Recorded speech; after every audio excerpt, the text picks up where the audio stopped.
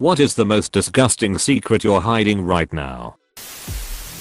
We had a candy corn counting contest in like 4th or 5th grade where you guessed how many are in the big jar. When no one was looking, I carefully took the tape off the top thinking I was going to count them all or something, and saw that they had written the total on the inside of the top, so being a genius, I took out about 30 of them, ate the evidence, and put my guess in for the number -35. Yeah, no. So it wouldn't be suspicious if I got it on the nose, not realizing they weren't going to recount them.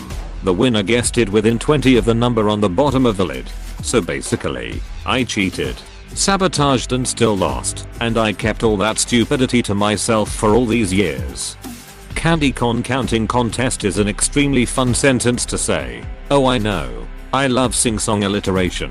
Current candy corn counting contest could concurrently cause calamity.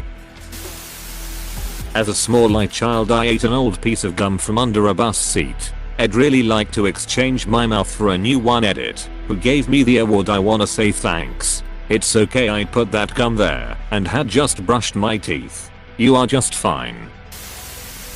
In primary school, elementary, me and my friends saw water dripping from the rooftop on the playground. Without thinking, we'd let it drop into our mouths and drink it.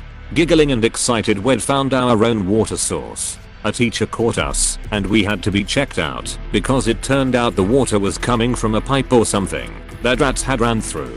Had a hope you were fine. I used to suck on icicles that were hanging from cars. Mom told me to stop, so I did it secretly. When my sister was younger, probably around 2 to 4 age range, whenever she did something I asked her to do, I gave her a dog bone as a reward. She never listened when we were younger, but as soon as I started giving her dog bones, she was a different person. It was great. This was almost 20 years ago now, and I would have gotten away with it too if it weren't for my meddling mom asking why her breath smelled like dog food randomly. Rah. When I was 10, I used to dance nude in the balcony after a bath, just to piss off my mom. Sounds like a Calvin and Hobbes strip mayo. When I was younger, I would steal coins from my parents, and when I had enough, I would bring them to my dad and had them changed to paper bills, and he would be so proud of me for saving coins that he would buy me ice cream or sweet bread. He knew. Yes, he absolutely knew. 10 years ago I used to do the same shit. Recently, about 2 years ago, my dad told me that he knew what I was doing. We had a good laugh. I love you, Dad. When I was about 5, I used to prefer cat food to normal food. Now I can't stand the taste of cat food or human food. Yes. As a student with a shitty waitering job paying me almost nothing, I used to eat the food my customers didn't want after I took their plates to the kitchen. Been there, mate. It was like a second ducking payday if someone forgot about their to-go order. Unethical life pro tip: call in a to-go order shortly before closing, then take it home when never claimed. That last year, when I was suspended from work for 6 months, it was due a failed post-accident drug test. I wasn't laid off. I knew it. Yeah, Katie told Amber, then everybody found out. A majority of the time, the voice in my head / first thoughts are just really unnecessarily mean towards myself, but especially others, even those I care about. Extremely nitpicky, selfish, rude, etc. Thoughts. I don't understand why. Sometimes it leaks out into the real world on its really bad days, and I'm just an ass. It makes me feel pretty bad about who I am as a person sometimes, because I really just want to be a lovely person and think the best about others, and I don't feel like a good one very often because of these thoughts. I guess maybe op meant nasty equals disgusting, but it feels disgusting to me. Some days carrot edit carrot I truly appreciate carrot everyones are suggestions carrot a and do information thank carrot you carrot very carrot much. Someone's mom once said, "You are not your first thoughts, you are the ones that correct them." I read something about intrusive thoughts a while back that has really stuck with me. The saying was, you can't stop a bird from landing on your head, but you can keep it from making a nest there. My younger brother used to eat the dog food because he thought it would make him better friends with the dog. We began to leave a bowl out for him next to the dog bowl. You shouldn't have let him eat that. Now his babies will be born naked. Animals. Wait, you mean the skin tentacles aren't normal? One time I spit my gum into a donation box for kids with autism thinking it was a trash can. Is it bad that this made me laugh? TBH, it is pretty funny. When my sister and I were little, she would lick her cat because she thought she was helping to clean him. Did you grow up in Scranton with a sister named Angela? Didn't Angela move to Scranton from Ohio? When I was in middle school I was being bullied physically and mentally, quite bad. My grades dropped and my mom got upset, so there was this period of fighting before we got into therapy together. The worst thing I've ever said to my mother was, I wish I had been a miscarriage like my older brother. Mom and I are very close now and am back in therapy for different issues. I once told my mom I wish she was like / some reptilian that laid the eggs and then died. Not my proudest moment. My one friend has no idea that I've known that he doesn't have kids for months. Also that I know he's been saying this and lying to everyone for attention. He tells a very convincing story. He goes into vague details. Has a photo of the girl. Says that she's been showing him fake paperwork as proof for the children. If what he says is true, would be literally extortion. Everything. Little does he know that I've been watching closely and also researching to find this woman. I know she isn't real and that he's lying and been lying this whole time for almost a year. Nothing he says makes sense and it just keeps escalating, which also doesn't make sense. I literally couldn't help myself but investigate. If everyone finds out that he's been lying this whole time, it will spread like wildfire. He doesn't have many friends and the friends he did have stopped talking to him because of his compulsive lying. Edit. Holy crap, this blew up. I'll try to get to as many comments as possible. I had a friend like that in college.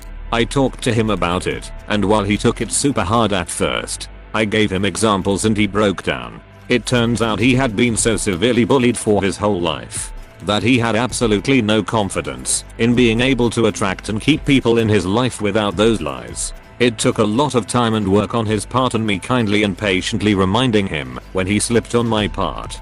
But he changed. I gained a solid friend as a result of my being willing to stick around and work with him through it.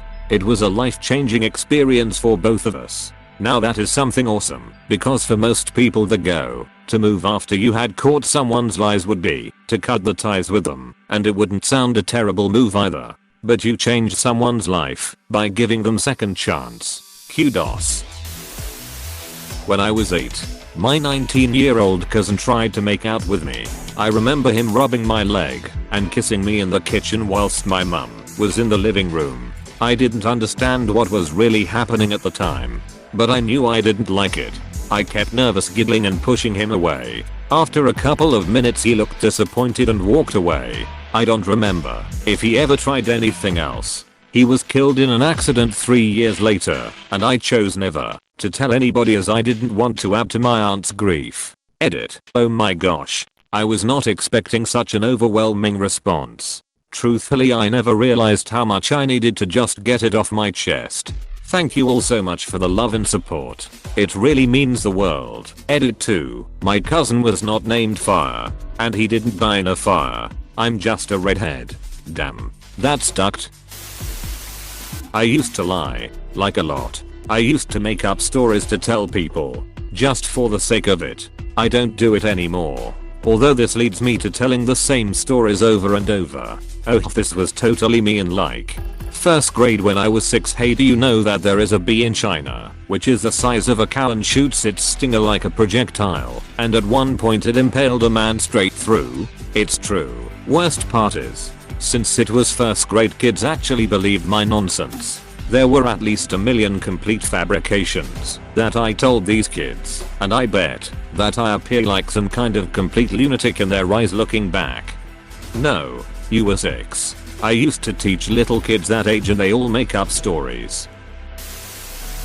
Uncle confided in me that he stopped taking the medications that are keeping him alive because he can't handle the weight of his life. Currently trying to be there for him as much as I can. But haven't told anyone, because I feel like it's his choice. And I'd likely want the same in his situation. He's just worn out, and feels like he's done his time. And has already done what he can for the people around him. Reminds me of my uncle. We each have a rare muscle condition that will probably put us in wheelchairs later in life. And found out he's been doing meth, and robbing homes to fund it. I love him so much. It hurts to see him doing something that will hurt others as well as himself. Edit, to clarify. He is not currently in a wheelchair. Edit 2. I do not condone his use of thievery to fuel a meth addiction. I hope to God he isn't selling again. Because he's already served 5 years for selling. Because some people have mentioned it, it's not as easy as just reporting him. I'm not exactly told when he breaks and enters. As far as I know it's only happened once, and his parents, my grandparents, just bail him out. Sorry for the initial comment not being too clear. Well, the robbing homes might fund it, but the doing meth is going to go in the opposite direction. During lockdown my sister had a meltdown because she thought I had stolen a pair of nail clippers shaped like a foot that she owned. I told her, truthfully, that I also had a pair and that she had stolen mine. They actually were hers. I found mine an hour later. Rather than tell her, I gave back hers and said if they mean so much to you, you can have them. I then hid mine in her bag. When she went back home after lockdown, she got there and found the 2 nail clippers and now believes that she was wrong and that the nail clippers she had a meltdown over were actually mine. That's why I'm happy I'm an only child. Yep, about that. Only child here, and one evening mom and I had come home. Mom went to use the bathroom and there was a towel folded on the floor. For whatever reason, mom grabbed it and tossed it onto the toilet. Since it was just me and mom, 2 females, we always kept the lid down. This time the lid was up and the towel went right into the toilet. Mom was so pissed she yelled at me for a good 20 minutes. I denied having anything to do with the towel and the toilet lid. But only child. Who else could have done it? I went and cried in my bedroom. I was 7 or 8. Next day mom finds out her asshole boyfriend had stopped by while we were out and he took a shower. He left the damn towel and the toilet lid up. I never got an apology. How I hated that man for so many reasons. I'm in a lot of debt and it's potentially going to ruin my relationship. I've been there, man. I'm almost on the other side of it now. It'll be debt free by November when my first child is born. Look up a credit counseling service in your area. That's what I did. My quality of life has gone up so much it's incredible. In biology class we were dissecting a pig's eyeball and my hand slipped and the eyeball fell on the floor and me being extremely lazy I kicked it under a cabinet and it lay there for 2 years until someone finally found it. I'm just picturing some unfortunate cleaner randomly finding this ducking desiccated eyeball. I've cleaned BO labs and a desiccated eyeball isn't even very high on the list of disgusting things we find. Once body parts are dried up, they hardly smell at all. I secretly broke a 2500 euros printer. That is rare and precious. I just fixed it just enough that the second person using it got blamed for this and almost expelled from school. Maybe the person before you did the same thing to you. It's a tradition, going back generations. I made up a person. When I was in high school, I wanted to sound more popular, so I made up a guy friend. He had an incredibly interesting backstory. This went on 4 years. Well into college, I had the same friends, so I couldn't just end the charade. The funny thing is all of these people, my family, my best friend, even my husband believe that they met this man. I never introduced them to anyone, but over the years, they all have different memories of seeing him.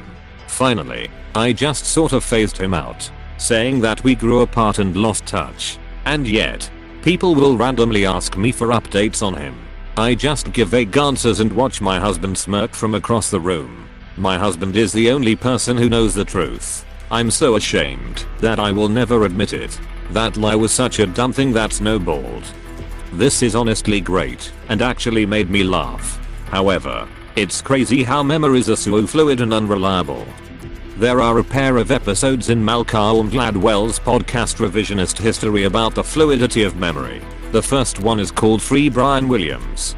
Because Brian Williams was essentially suspended and demoted for stolen valor because he claimed to be in a helicopter taking enemy fire, when in fact it was another helicopter he wasn't on, but was flying the same route. The theory is that Brian had told the story so many times that, perhaps unconsciously, made it more exciting by putting himself on the helicopter being attacked.